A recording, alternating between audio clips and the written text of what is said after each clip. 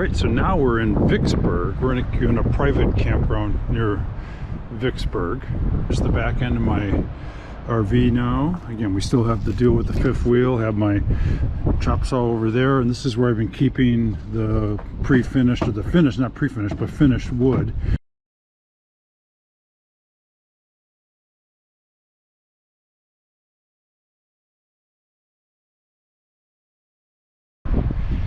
Okay, so this is going to be kind of a tough one, and it's going to be windy. It's very windy outside today, and I'm at the campsite, right? So it is what it is, and I don't want to do it inside. So sorry about the wind noise, but here's what I'm going to do: try to accomplish a couple of things. One is I decided that this was not a good location for the hole, and because that's too far forward, so I want to get it back a little further. The other thing is that piece of wood that I had figured in there, it wasn't going to hold up. It was just too small and everything. So I went to Home Depot and I picked up a couple of these. So this is a 3/4 by 3/4 by 1/2 T. Picked that up. I have some photos of it, and then I bought like a 8-inch extension. Cost me about $5, and I actually cut it right at the store. And then so I'm going to put those together, but they have the tags on them, so I've got the glue gone. So I'm going to remove the tags, then I'm going to have to wipe the glue gone off. I don't have any copper stuff, otherwise I would probably wipe that down. But then I'm going to actually put those right in place, and I'm going to leave them in there. I'm going to two-part epoxy them right in using the glaze coat, because they'll kill two birds with one stone. It will, number one, do that. Wow, this is tough. But this was also getting too punky. There were too many holes in it, and then there were things at the bottom, and it just wasn't firm enough. So I wanted to make that firmer, and so it would hold up better, and so it would be flat and easier to clean. So I'm going to go ahead and put the two-part material on there, and I'm going to not glue, but I'm going to basically epoxy that right into place, so that'll be a permanent thing. Then later on, all I have to do is line up the holes, and we'll go from there. I'll cover that. But so that's what I'm going to do right now. Again, I left the bugs right in it, the shells from a couple of the bugs that were in there, and that's the nice thing about, you know, the glaze coat type of stuff, is that you can just put that stuff in. I did a table where we actually put the ashes from one of our cremated dogs in there. Sorry guys, hate to bring that up, but anyhow, so let's just see how this goes.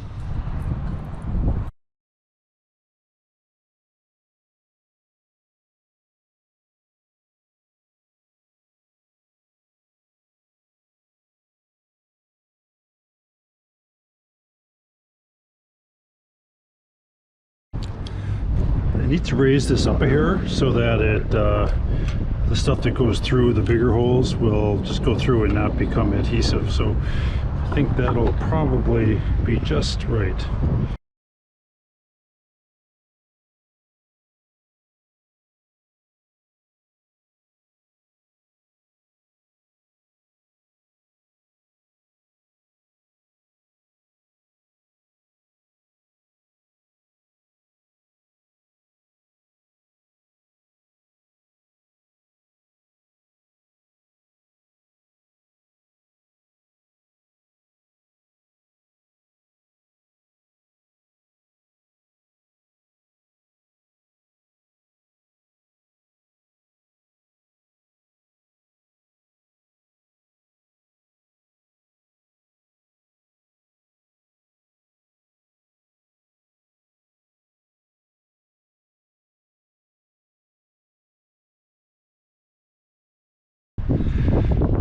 Okay, so remember, this is camping, right? So I'm just gonna have to go with the flow, literally here, and do the best I can. And it's really, really windy, but this is going to solidify that whole piece. It's going to make it a lot more solid, and it's going to fill in those voids. It's going to be a lot easier to keep clean, spills, wipe up. It would have been pretty tough before. Now I should have put something here. It's kind of too late now. It's going to keep on flowing off that edge.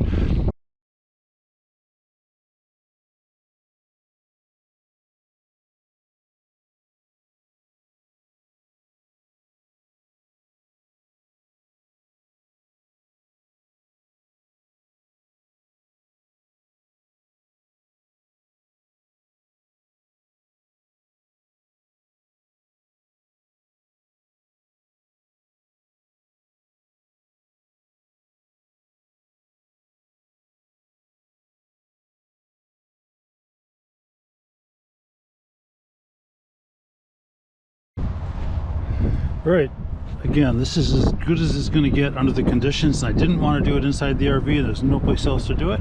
I see these are actually moving because of the wind. I'm going to try to move this thing around a little bit, give it some shelter of some sort, and then I still have to blow the bubbles out, which is going to be tough in this wind, but we'll figure something out.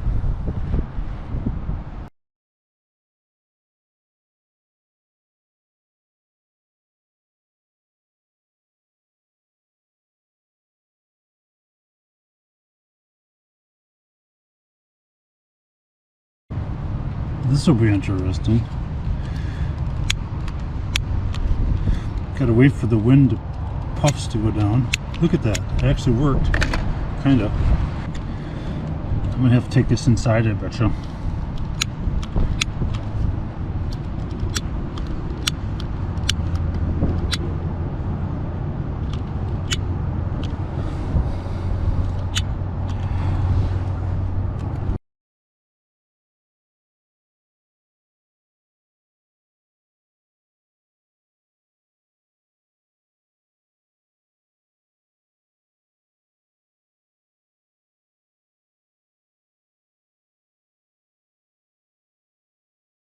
Sure glad that my wife went out sightseeing today, because she's have a fit doing it inside. But I did put it inside one of those plastic tops from the Plano bins, and actually that worked really, really well, and I might do that in the future.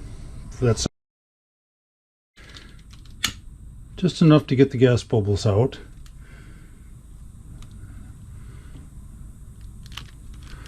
And I'll come back at it in about 15 minutes, 10-15. This should work.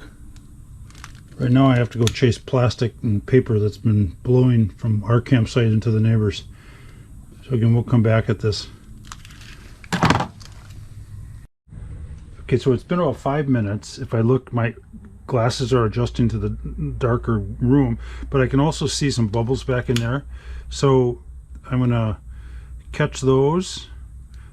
If I had I should have brought my plumbing type torch, you know, with the propane and that's what you really want for this kind of stuff. But this will do. It's going to get those gas bubbles out of there.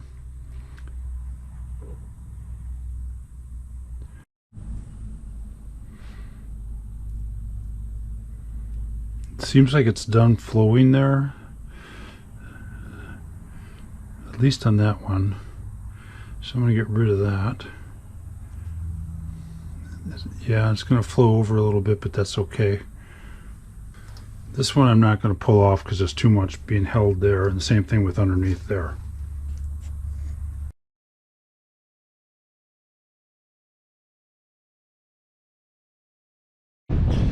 Alright, so the wife will be home any minute. So I got to get that out of the camper. It'll be alright out here now. There aren't any flies or mosquitoes or that I know of. It's too windy for them. Otherwise, they're kind of the culprits that will walk on that and then get stuck. So we're just going to let her sit for the rest of the day, and we'll see how she looks at night.